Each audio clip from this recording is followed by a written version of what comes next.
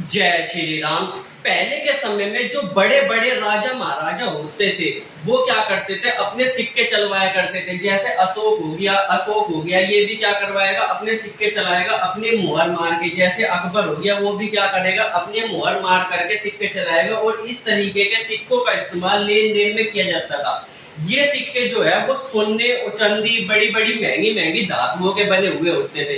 इसीलिए इनको बहुत ही आसानी से कोई भी आदमी ले लेता था। और क्योंकि धातु सोना किसको नहीं चाहिए, तो सोने के बदले में क्या है, लोग बाग सामान ले लिया करते थे। इन सिक्कों की कीमत इस वजह से नहीं थी क्योंकि ये सिक्के थे, इन सिक्कों की कीमत इस वजह से थी क्योंकि ये सोने के सिक्के थे। और सोना हर किसी को चाहिए था, चांदी हर किसी को चाहिए थी। तो इसी वजह से आसानी से इन सिक्के के बदले में कोई भी दूसरा सामान दे दिया जाता था। और उस समय पे पैसों का इस्तेमाल इन सिक्कों में ही हुआ करता था। फिर एक समय पे आया जब अंग्रेज भारत में आए और अंग्रेजों ने भारत में राज करना शुरू करा। तो अंग्रेजों ने जब भारत में राज करना शुरू करा तो उसमें बैंक भी खोलने शुरू करे, जिसमें से एक बैंक था बैंक ऑफ हिंदुस्तान।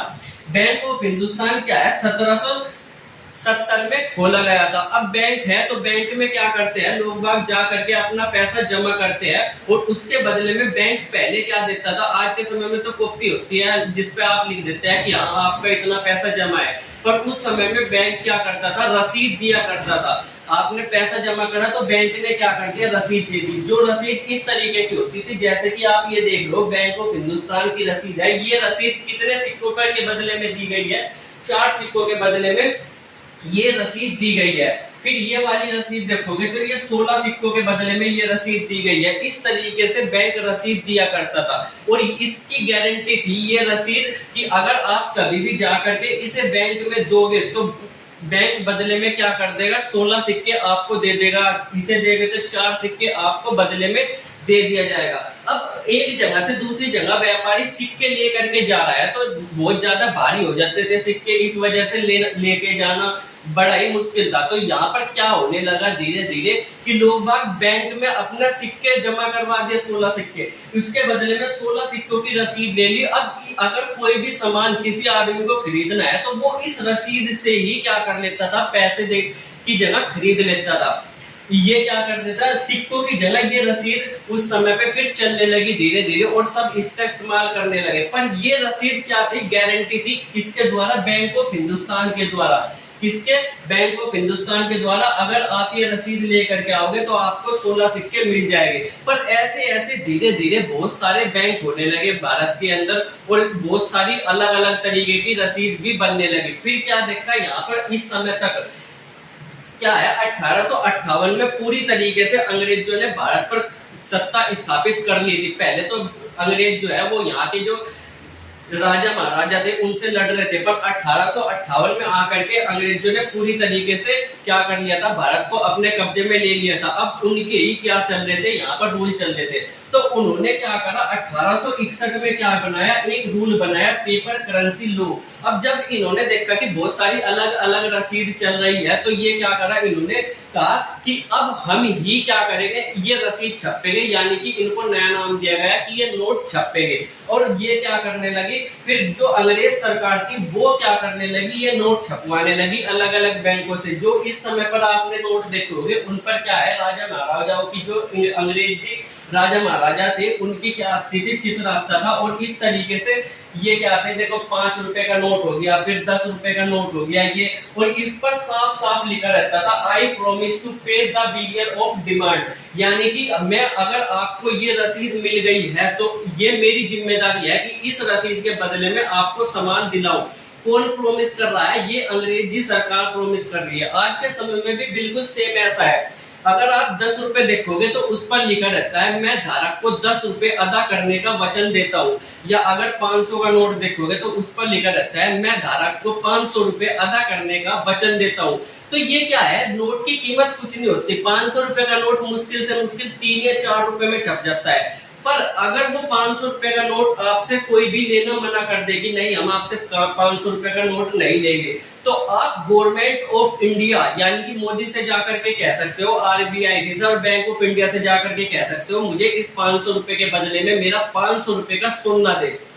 ये जो है, ये जो भरोसा है कि हाँ आरबीआई, कभी भी आप आरबीआई को ले जा करके ये नोट दिखा सकते हो और उससे सोना ले सकते हो, तो इसी वजह से नोट जो है वो चलन में है। ठीक है, तो नोट क्या है? नोट केवल एक गारंटी है। नोट क्या है? केवल एक रसीद है कि आपका सोना आप आरबीआई के पास सुरक्षित है। इसी तरीके से फिर यहाँ पर अलग अलग तरीके के नोट छपने लगे। फिर 1935 में क्या हुई? आरबीआई की स्थापना हो गई। रिजर्व बैंक ऑफ इंडिया किसने करी थी? अंग्रेजों के समय पे ही हुई थी 1935 में। अब जो अलग अलग पहले क्या कर रहे थे, अलग अलग बैंक क्या कर रहे थे? नोट छाप रहे थे। जितने बैंक है सब अलग अलग नोट छाप रहे थे। तो यहाँ पर क्या हो गया? अब केवल एक ही बैंक को ये अधिकार दे दिया गया आरबीआई को कि केवल तू ही ये नोट छाप सकता है, बाकी कोई भी बैंक ये इस तरीके की रसीद जारी नहीं कर सकता। अब 1935 में एक अधिकार किसके पास चला गया? आरबीआई के पास। अब उस समय पे जो है भारत में अलग अलग तरीके से अलग अलग बहुत सारी रियासतें थी। यहाँ पर देखोगे तो ये उस समय के भारत का मैप है। इसमें बहुत सारी रियासतें थी, जैसे ये होगी हैदराबाद रियासत, बीजापुर रियासत, पुणे रियासत, इस तरीके से नागपुर रियासत, राजपुर रियासत, इस तरीके से बहुत सारी रियासतें थी। तो अब इन रियासतों के पास क्या होने लगा? धातु की कमी होने लगी। पहले ये भी क्या करते थे? सिक्के चलाते थे अपने रियासतों के, जैसे राजा महाराजा हो गए तो ये भी क्या करते थे? सिक्के चलाया करते थे। पर इनके पास धातु की कमी होगी, सोने चांदी की कमी होगी, तो इन्होंने भी कहा कि हम भी क्या करेंगे? केवल गारंटी के तौर पर क्या करने लगेंगे? अपने स्टैंप यानी कि पैसा अपनी तरफ से चलाने लगेंगे। तो इसी तरीके से जो रियासतें थे उन्होंने भी सिक्कों को अपने पास रख करके स्टैंप जारी करना शुरू कर दिया। जैसे कि ये देखोगे, ये भरतपुर रियासत का क्या है? ये भरतपुर रियासत का पैसा है। ठीक है, इसी तरीके से बहुत सारी अलग अलग रियासतों ने अपना अलग अलग तरीके के स्टैंप बनाने शुरू करे। जैसे कि यहाँ पर और कौन सी, ये देखो, ये त्रावणकोर रियासत का पैसा है। ठीक है, तो इस तरीके से इन्होंने अलग अलग पैसा बनाना शुरू करा। फिर धीरे धीरे भारत को आजादी मिली 1947 में। और जब भारत को आजादी मिली 1947 में, तो सारा का सारा काम किस पर आ गया? गवर्नमेंट ऑफ इंडिया पर आ गई, यानी कि भारत सरकार पर आ गया। अब भारत सरकार ने क्या करा?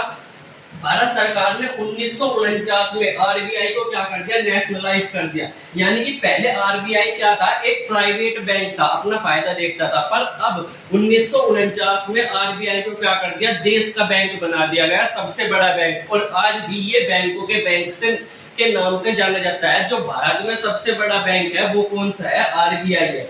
ठीक है, अब इसी को ही अधिकार दे दिया गया है कि आप ही नोट छाप सकते हो। और पहले जो राजा महाराजाओं के नाम से नोट छपते थे, उन पर राजा महाराजाओं की, वो भी इंग्लैंड के राजा महाराजाओं की तस्वीर आती थी, उसकी जगह पर अब क्या करने लगे? जो भारत का है उस पे क्या है? अशोक एम्बलम। जो भारत के नोट है उस पर अशोक एम्बलम की तस्वीरें आने लगी। यहाँ पर देखोगे अशोक एम्बलम की तस्वीरें आने लगी। यहाँ पर अगर आप देखोगे तो नोट क्या है? नोट हमारे नेताजी सुभाष चंद्र बोस जी ने अपना एक खुद का नोट बनाया था, जिन पर नेताजी सुभाष चंद्र बोस की ही तस्वीर थी। ये देखोगे तो ये है हमारे प्यारे नेताजी सुभाष चंद्र बोस, जिन्होंने क्या है 1 लाख रुपए का नोट तक भी चलाया था। हालांकि ये बहुत ज्यादा कारगर साबित नहीं हुआ और ये मार्केट में नहीं चल पाया, पर इन्होंने भी सिंपल सिंपल लिख रखा है। देखो यहाँ पर हर नोट के साथ एक चीज जरूर लिखी होगी, I promise to pay the bearer of the sum of 1 lakh rupees. यानी कि नेताजी सुभाष चंद्र बोस भी क्या कर रहे थे? प्रोमिस कर रहे थे। यहाँ पर हर नोट पर ये लिखा हुआ जरूरी होना चाहिए, क्योंकि यही क्या होती है? ये लिखा हुआ ही सबसे बड़ी गारंटी होती है और हर नोट पर आपको दिखने को मिलेगा। उसके बाद क्या हुआ? उसके बाद आरबीआई ने सोचा कि इस एम्बलम को हटा करके यहाँ पर कोई और तस्वीर लानी चाहिए। तो देखा गया कि जो देश के सबसे बड़े नेता है वो कौन थे? महात्मा गांधी। तो ज्यादातर सारे देश क्या है? अपने देश के बड़े बड़े नेताओं का फोटो नोट पर छापने लग रहे थे। तो इन्होंने भी सोचा कि ठीक है, हम भी यही छापेंगे। तो इन्होंने क्या करा? 1946 की एक फोटो थी महात्मा गांधी की, जो राष्ट्रपति भवन में खींची गई थी। ये 1946 में, जब भारत देश आजाद नहीं हुआ था, तब ये फोटो खींची गई थी 1946 में। ठीक है, अब इसी फोटो को जब ये नजर में आया आरबीआई की, तो कहा कि ये फोटो महात्मा गांधी की अच्छी है और इसी को ही नोट पर छापा जाएगा। और उसी के बाद से क्या हो गया? आरबीआई ने इसी फोटो को क्या करना शुरू कर दिया? अलग अलग नोटों पे छापना शुरू कर दिया। यहाँ पर देखोगे 50 के नोट पे भी, 100 के नोट पर भी, 500 के नोट पर भी, 1000 के नोट पर भी, 20 के पे भी, 10 के पे भी, सारे नोटों पर महात्मा गांधी की ये वाली फोटो छापना शुरू कर दिया। फिर 2000 फिर कौन आए, महान अनुभव आए, कौन, हमारे मोदी जी। इन्होंने कहा कि नहीं, नोट ठीक है चल रहा है, पर हम क्या कर देंगे, अब नोटबंदी कर देंगे, जो पुराने नोट थे वो अब चलन में नहीं रहेंगे। तो इन्होंने 8 बजे रात को एक घोषणा करी 2019 में और कहा कि अब से नोट बंद कर दिए जाते हैं। भाइयों और बहनों, अब से कोई भी नोट नहीं चलेगा, पुराने वाला हम इसको बंद कर रहे हैं।